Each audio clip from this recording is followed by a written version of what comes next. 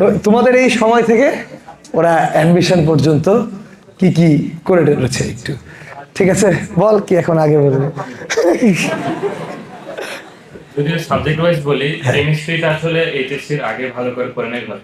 কেমিস্ট্রির জন্য আমি বলবো মূল বই ছাড়া কিছু নাই, রেগুলারিটি মেনটেন করা। রাতের ভাই মনে হয় না একটা এক্সামও এমন আছে যে মিস দিয়েছি, কয়েকটা মনে হয় যেতে পারে, তাও এক্সাম মিস দেওয়া যাবে না। অনেকে হচ্ছে ভালো করতো কিন্তু এই এক্সামটা মিস দিত, রাতুল ভাই জানে। আর রাতুল ভাইয়ের কথা শুনে চলাটাই সবচেয়ে ভালো হবে। রাতুল ভাই যে গাইডলাইনটা দিবে, ফিজিক্স হচ্ছে কোশ্চেন সহজ হয়ে পড়বে সাধারণত, খুব বেশি কঠিন হয় না। অনেকে বলবে আইআইটি অতটা কঠিন হয় না। রাতুল ভাই যে লেভেলটা মেনটেন করে ওটা মেনটেন করে চললেই হবে আমাদের। প্র্যাকটিস করা রাতুল ভাই বই আছে। হ্যাঁ, ম্যাথ হচ্ছে কোশ্চেন ব্যাংকটা বেশি করে করতে হবে, আর মেইন বই কিতাব বা একটা শেষ করতে পারলেই হলো, সেটাতে হবে মনে হয়। মেনলি তো পিসিএম নিয়ে কথা বলবো নাকি।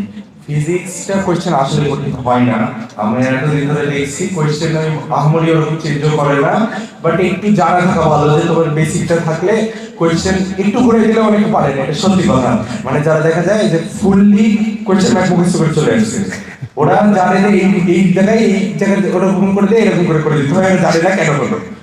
একেবারে যদি ওইভাবে পরীক্ষা দিতে যাও, এবারে পরীক্ষা আসলে পারা হয় না, ওরা চেঞ্জ দেয় ওটা। এবারে একটু চেঞ্জ করে দিচ্ছে, কোয়েশ্চেনটা খুবই সুন্দর আসছে ফিজিক্সটা, আমি ম্যাথের কথা বলছি না, ফিজিক্সটা ভালোই ছিল।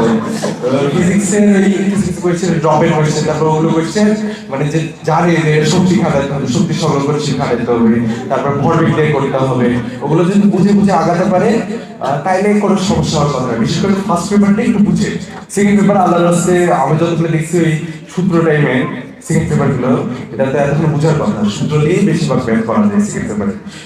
তারপরে কেমিস্ট্রি ওই যেটা বললো বইটা ভালো করে বোঝা লাগবে।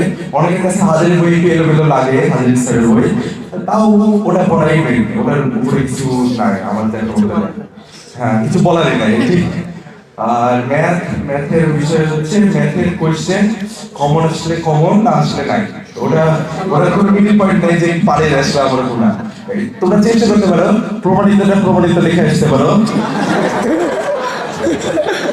প্রথম লাইন শেষ লাইনে সবাই যেটা বলে ওইভাবে করতে গিয়ে অনেক সময় দেখা যায় যে বারবার তুমি কাজ করো, যে প্রথম থেকে শুরু করলা বা শেষ থেকে চেক করতে থাকলা, একসময় আসবে কি ওই প্রমাণিত করতে করতে আসলে প্রমাণটা করতে পারবা। তোমরা নতুন কোয়েশ্চেন দিলেও ওই করতে গিয়ে আগাতে হবে কিভাবে, ওটা বুঝতে শিখে যাবো। এখন তো পরীক্ষা কন্টিনিউ করাই লাগবে, তোমরা তো পরীক্ষা দাও, নিয়মিত পরীক্ষা দাও। নিয়মিত পরীক্ষা দিতে থাকলে কোয়েশ্চেন নতুন আসলে এরকম এমন হবে না যে আল্লাহ এই কোয়েশ্চেনটা জীবনে দেখিনি, এই কোয়েশ্চেনটা তো পারবো না, একে শেষ। আর বিশেষ করে কোয়েশ্চেন স্কিপ করা একটা ভালো কথা। এই সময় পরীক্ষা দিতে দিতে তোমরা বুঝবে কোন কোয়েশ্চেন সবার লাস্টে দেখতে হবে, কোন কোয়েশ্চেনের টাইম এখন দেওয়া যাবে না শুরুতে, তখন মাথাটা তোমার কেবল খেলতে শুরু করছে একেবারে। আর তাছাড়া কোয়েশ্চেন পড়লে কি ওই কোয়েশ্চেন মাথায় অনেক সময় ঢেকে যায়, যে এই কোয়েশ্চেনটা ছিল ওটা স্কিপ করে আসছি, বাট মাথায় খেলছিল না যে এই কোয়েশ্চেন কিভাবে আগাবো। তখন পরে গিয়ে আস্তে আস্তে খেলতে থাকে, পরে একসঙ্গে দেখলে মনে হবে যা তখন এইভাবে শুরু করতে গেছিলাম হতো না, এইভাবে ট্রাই করে দেখি হয়ে যাবে।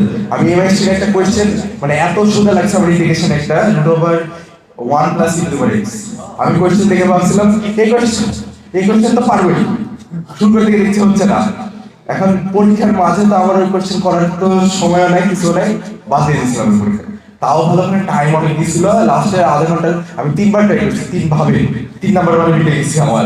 তো ওটা একটা ভালো একটা পয়েন্ট আমার ওখানে হয়ে গেল। ওটা এইগুলো কোয়েশ্চেন কিন্তু শুরুতে করতে গেলে যা টাইম খাবে আর যে তোমার পুরো কোয়েশ্চেন পরীক্ষা নষ্ট করে দেবে, ওসব করা যাবে না। পরীক্ষা দিচ্ছ, পরীক্ষা যেটা পারছো না ওটা তুমি পারছো না, অনেকেই পারছে না, ওই জিনিস বাদ দিয়ে সামনেটা আগাতে হবে। আর তো কিছু বলার নেই।